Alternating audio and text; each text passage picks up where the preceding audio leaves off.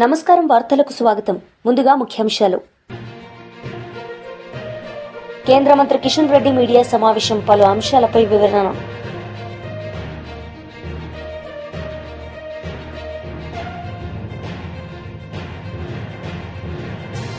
మాజీ మంత్రి అంబటి రాంబాబు మీడియా సమావేశం పలు అంశాలపై వివరణ.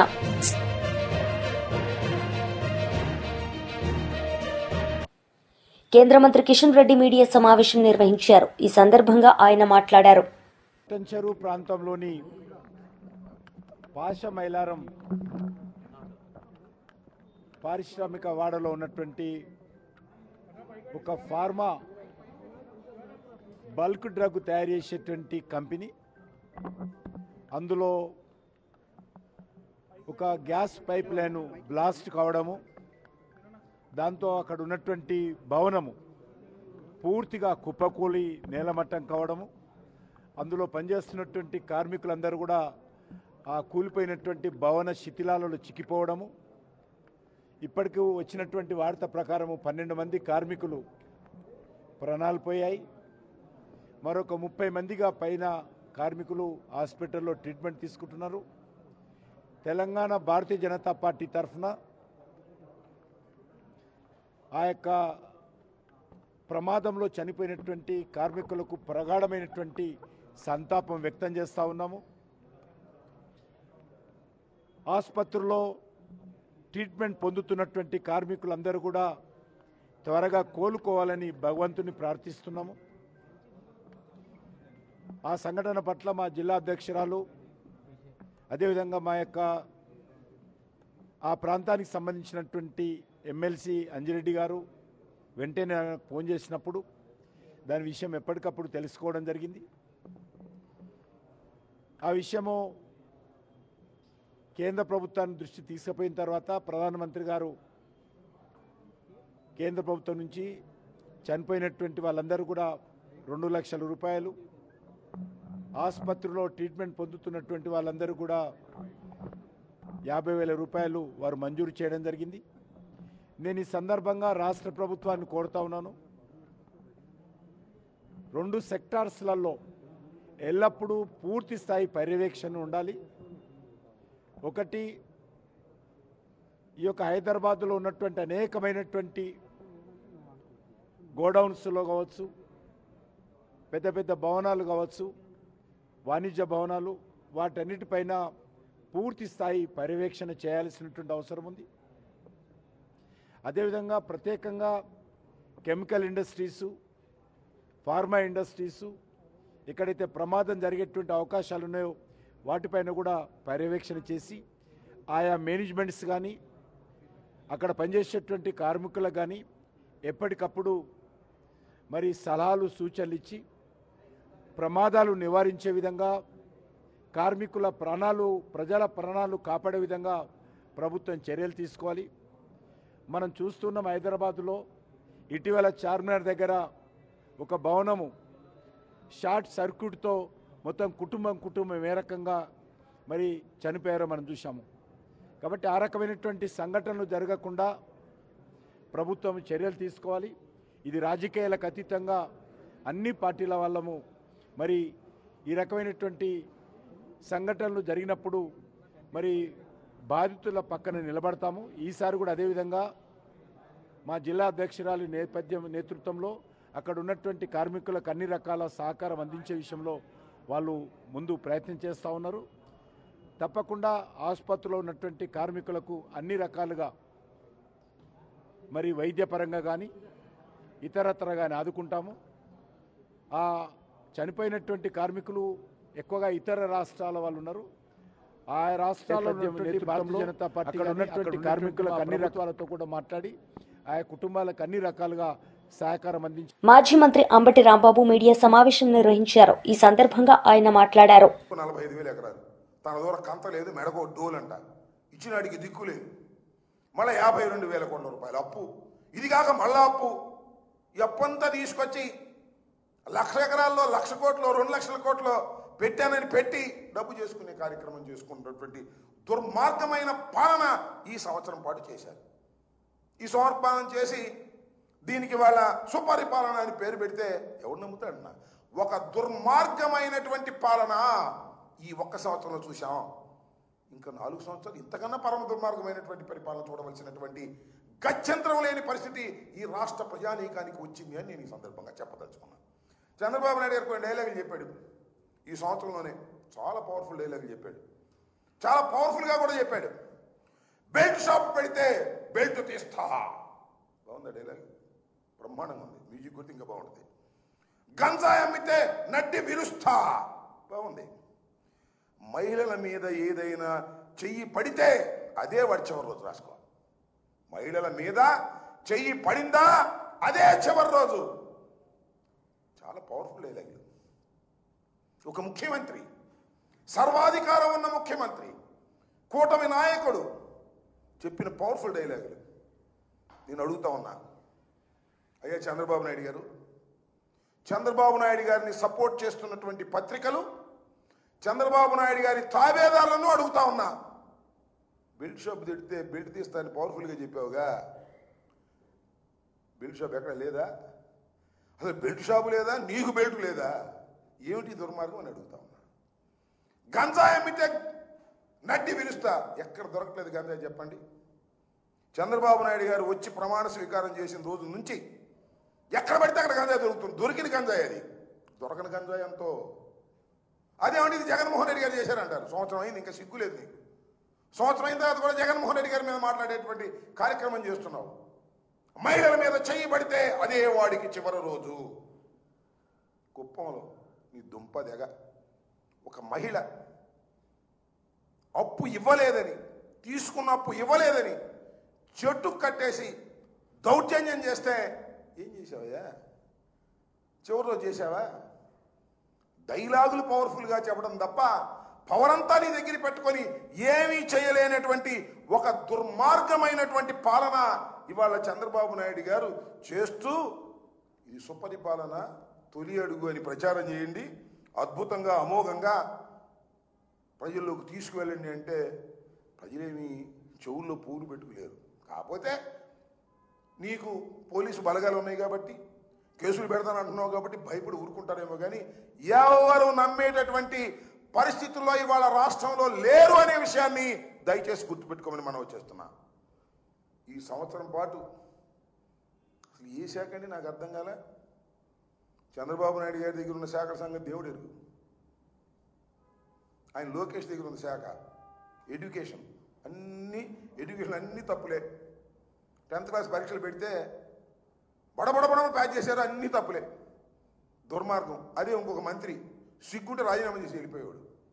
ఆయనకి ఆ సిగ్గు లేదు, ఎందుకంటే చంద్రబాబు నాయుడు గారి కుమారుడు కదా. అందుకని ఆయన చెప్పింది వేదం. ఒకటి కాదు, అన్ని శాఖలు ఆయనయే. హోంశాఖలో ఆయన ఏళ్ళు పెడతాడు, మళ్ళా ఫైనాన్స్ శాఖలో ఆయన పిలిచి రివ్యూలు చేస్తాడు, R&Bలో ఆయనే ఉంటాడు, అన్ని శాఖలు చూస్తాడు. ఎవరైనా అంటే చంద్రబాబు నాయుడు గారు కుమారుడు, ఆయన ఏం అనడానికి వెళ్ళలేదు. ముఖ్యమంత్రి కూడా ఏం లేదు, మైక్ ముందే ముఖ్యమంత్రి, కణమాయాన్ని ఆయన చూసుకోవాల్సిందే. చివరికి ఏంటో తెలుసా మీకు? అసలు చంద్రబాబు నాయుడు గారిని ఎవరన్నా కలవాలి అంటే, ఇంటర్వ్యూ అపాయింట్మెంట్ కావాలంటే చంద్రబాబు నాయుడు చేతిలో లేదు. లోకేష్ ఇంటర్వ్యూ ఇస్తే చంద్రబాబు నాయుడు ఓకే చేస్తాడు. లిస్ట్ అంతా తెలిసి చంద్రబాబు నాయుడు గారి దగ్గర నుంచి లోకేష్ దగ్గరికి వెళితే లోకేష్ టిక్కు పెడితే కలుపుతారు. ఈ రకమైనటువంటి ఒక దుర్మార్గమైనటువంటి పాలన చేస్తూ ఇవాళ సుపరిపాలన తొలి అడుగు, సుపరిపాలన తొలి అడుగు, మంచి ప్రభుత్వం మాది, షూరిటీ గ్యారంటీ, ఇలాంటి దౌర్భాగ్యమైనటువంటి మాటలు మాట్లాడేటువంటి ప్రయత్నం చేస్తున్నారు. చంద్రబాబు నాయుడు గారు ఎక్కడికైనా వెళ్ళండి, ఏ వేదిక మీదకైనా వెళ్ళండి, అది అంతర్గతమైన మీటింగా, బహిరంగ మీటింగా, బహిరంగ సభ, లేకపోతే అధికారులతో ఉన్నటువంటి వ్యవహారమా, ఏ మీటింగ్ కన్నా వెళ్ళు, ఏ చర్చాగోష్ఠి కన్నా వెళ్ళు, చంద్రబాబు నాయుడు గారు చెప్పేది అంటే తన గురించి తన గొప్పతనం చెప్పుకోవటం. నేను హైదరాబాద్ నిర్మించా, ఎక్కడ నిర్మించావు నాకు అర్థం కాల. ఆయన హైదరాబాద్ నిర్మించా, నేను ఐటీకి పితామహుడిని, ఈ సెల్ఫ్ డబ్బా కొట్టుకోవటం. ఇంకేదో సందు దొరికితే జగన్మోహన్ రెడ్డి దుర్మార్గుడు, జగన్మోహన్ రెడ్డి అట్లాంటోడు, జగన్మోహన్ రెడ్డి ఇట్లాంటి, ఈ రెండూ తప్ప ఈ సంవత్సర కాలంలో నువ్వు చేసింది ఏంటో చెప్పు చంద్రబాబు నాయుడు గారు అంటే దానికి సమాధానం లేదు. జగన్మోహన్ రెడ్డి గారు అంటే విపరీతమైన ఈర్ష్య, జగన్మోహన్ రెడ్డి గారు అంటే విపరీతమైన భయం ఎప్పుడు జగన్మోహన్ రెడ్డి గారు మళ్ళీ తిరిగి అధికారంలోకి వస్తాడో అనేటువంటి ఛాయలు నీ ముఖంలో కనిపిస్తున్నాయా లేదా? జగన్మోహన్ రెడ్డి గారు బయటకు వెళ్తే ఒప్పుకోడు. నాకు ఆశ్చర్యం వేసింది, హెలికాప్టర్ కూడా దిగడానికి పర్మిషన్ ఇవ్వట్లేదంట. టీడీపీ పోలిట్ బ్యూరో సభ్యులు రెడ్డప్ప గారి శ్రీనివాసరెడ్డి మీడియా సమావేశం నిర్వహించారు. ఈ సందర్భంగా ఆయన మాట్లాడారు. ప్రతి ఒక్కరూ కూడా ప్రజల్లోకి పోయి ప్రభుత్వం సాధించిన ఈ సంవత్సర కాలంలో సాధించిన విజయాలన్నీ వివరించమని చెప్పి ముఖ్యమంత్రి గారి ఆదేశాలకు అనుగుణంగా ప్రజలకు వివరించాల్సిన బాధ్యత ఉంది.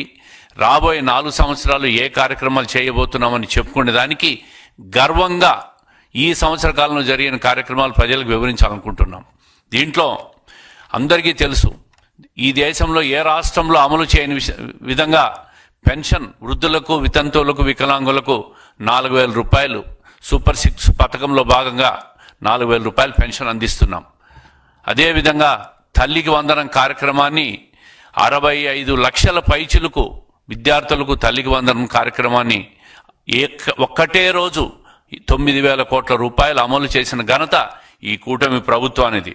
అదే కాకుండా గత ప్రభుత్వం ఏదైతే 45 లక్షలు ఇచ్చిందో తల్లికి వందనాన్ని ఇంట్లో ఒక్క పిల్లోడు ఉంటే ఒక్క పిల్లోనికి మాత్రమే అని చెప్పి, ఎంతమంది ఉంటే అంతమందికి అని చెప్పి ఒకరికే ఇచ్చి మోసం చేస్తే, మా ప్రభుత్వం వచ్చిన తర్వాత ఎంతమంది పిల్లలు ఉంటే అంతమంది పిల్లలకు కూడా తల్లికి వందనం కార్యక్రమాన్ని అమలు చేస్తూ మన విద్యాశాఖ మంత్రి గారు తీసుకున్న ప్రత్యేక చొరవను మనమందరం కూడా ఒక్కసారి ప్రశంసించాలని చెప్పి రాష్ట్రంలో ఉన్న ప్రజలకందరికీ కూడా విజ్ఞప్తి చేస్తూ ఉండా.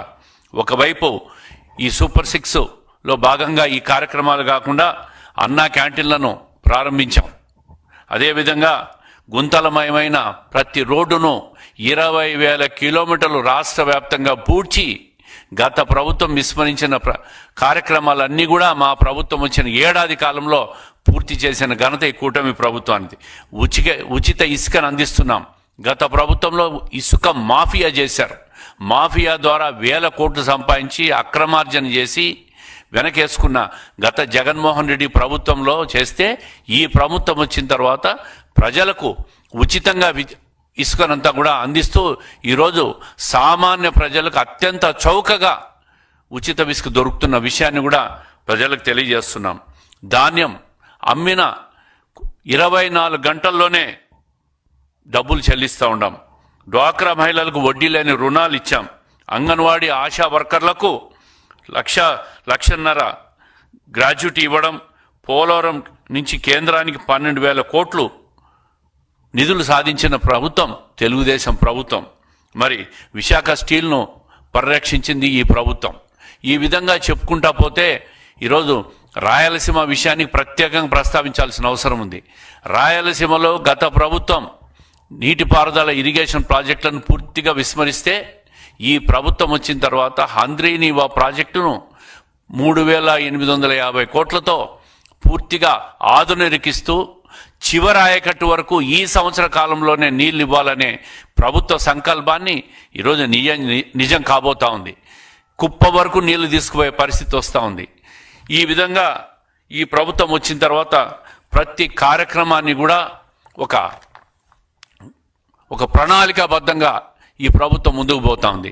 గత ప్రభుత్వంలో అరాచకం నుంచి ఈ ప్రభుత్వం అభివృద్ధి వైపు, అదేవిధంగా విధ్వంసం నుంచి వికాసం వైపు ఈ ప్రభుత్వం ముందుకు పోతా ఉంది.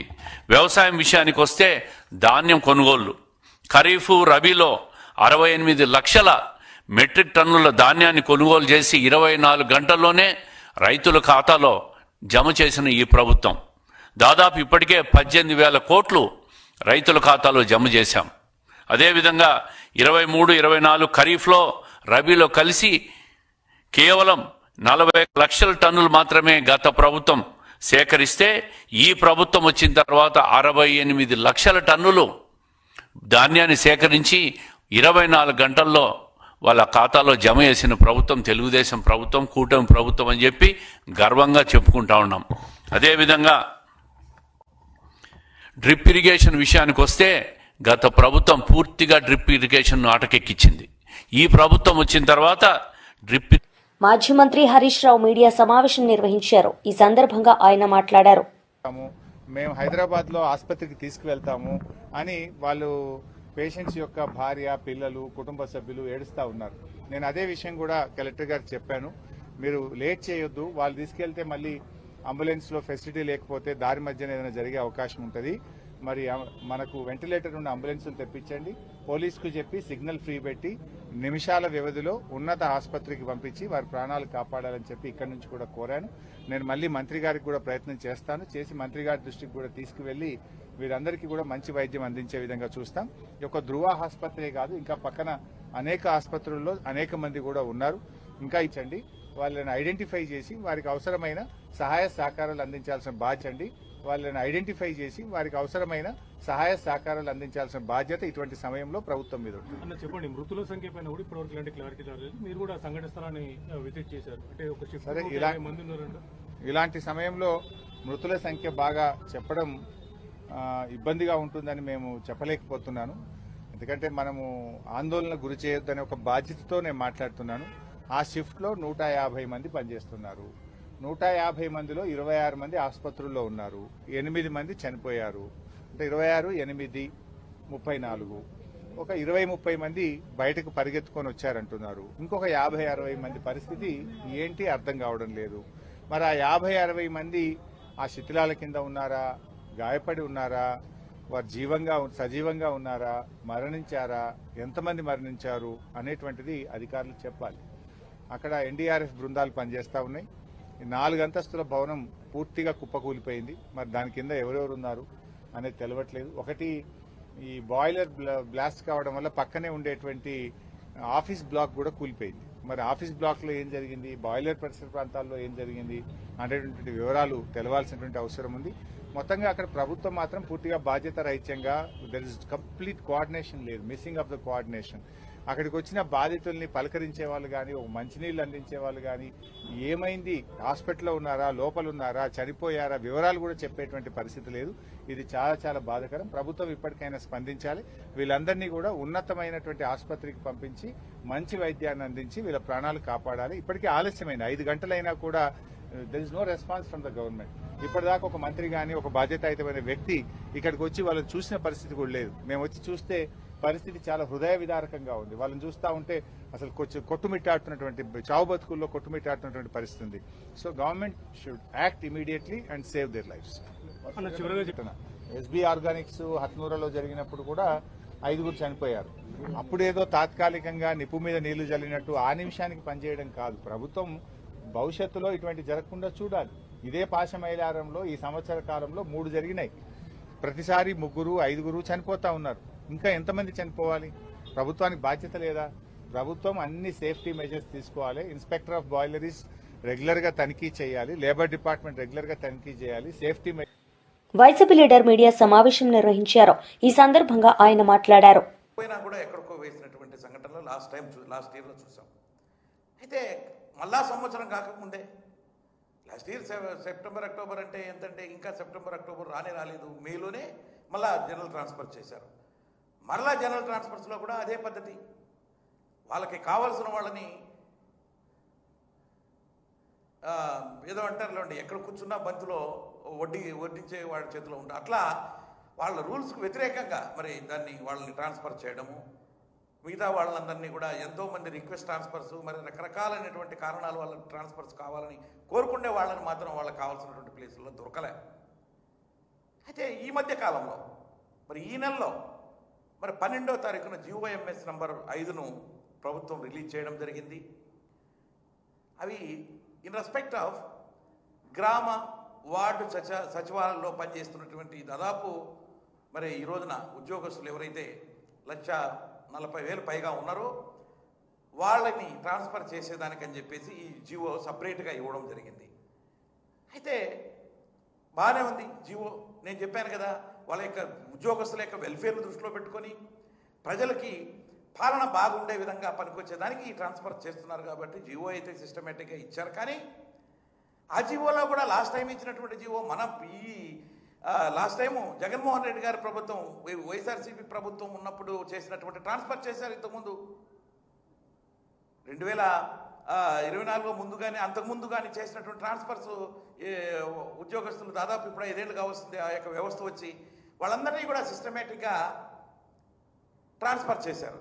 అలా కాదు, ఈసారి వీళ్ళని కావాలని చెప్పేసి వాళ్ళని ఆ మండలాలలో పనిచేయకుండా వేరే దగ్గరికి వేసి, అంటే ఈ యొక్క వ్యవస్థను తీసుకొచ్చింది ఎవరు? జగన్మోహన్ రెడ్డి గారు తీసుకొచ్చారు. దేశంలో ఎక్కడా లేనటువంటి విధంగా ఈ యొక్క వ్యవస్థను తీసుకురావడం చాలా మంచి పేరు వచ్చింది కాబట్టి, అది జగన్మోహన్ రెడ్డి తెచ్చారు కాబట్టి దాన్ని తప్పు పట్టాలనేటువంటి ఉద్దేశంగా ఈనాడు ఉన్నటువంటి ప్రభుత్వం దీంట్లో రేషనలైజేషన్ తీసుకొచ్చి రావడం జరిగింది. ఆ రేషనలైజేషన్ పేరుతో ఉద్యోగాలంతా కూడా తగ్గించడము, మరి నిరుద్యోగులకి నోరు కొట్టడంతో పాటు ఉన్నటువంటి ఉద్యోగంలో కూడా కన్ఫ్యూజన్ క్రియేట్ చేయడం, ట్రాన్స్ఫర్స్లో కూడా బేసింగ్ అందట రేషనలైజేషన్ దృష్టిలో పెట్టుకొని చేయమన్నారు. ఆ రేషనలైజేషన్ అనే దాంతో ఎక్కడ ఏ సచివాలయంలో ఎవరైనా ఏంటనే దాంట్లో ఉద్యోగస్తులు కన్ఫ్యూజను, ప్రభుత్వమే కన్ఫ్యూజన్లో ఉంది. అలాంటి సమయంలో ఈ యొక్క ట్రాన్స్ఫర్స్ని తీసుకురావడం కొత్తగా, మరి జనరల్గా చిన్న తరగతి ఉద్యోగస్తులు వాళ్ళు ఏ మండలంలో పనిచేస్తున్నటువంటి ఉద్యోగస్తులు ఆ మండలంలో పనిచేయచ్చు. ఇటు గ్రామ సచివాలయం అయితేనేంటి, వార్డు సచివాలయం అయితేనేంటి, వాళ్ళ సొంత విలేజెస్లో, నేటివ్ విలేజెస్లో మాత్రం పనిచేయకుండా పక్కన విలేజెస్లో సేమ్ మండలంలో వేయచ్చు. ఇంతకుముందు కూడా ఉన్నాయి. అదేవిధంగా వార్డు కూడా వాళ్ళ సొంత వార్డులో కాకుండా వేరే వార్డులో వేసుకుంటూ సేమ్ మండలంలో కంటిన్యూ చేయొచ్చు. కానీ దానికి వార్తలు ముగించే ముందు ముఖ్యాంశాలు మరోసారి. కేంద్ర మంత్రి కిషన్ రెడ్డి మీడియా సమావేశం, పలు అంశాలపై వివరణ.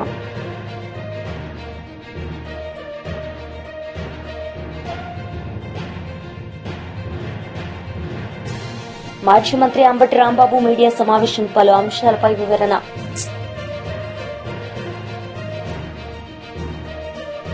ఈ వార్తలు ఇంతటితో సమాప్తం. తిరిగి ప్రసారమయ్యే వార్తల్లో మళ్ళీ కలుద్దాం. అంతవరకు సెలవు. నమస్తే.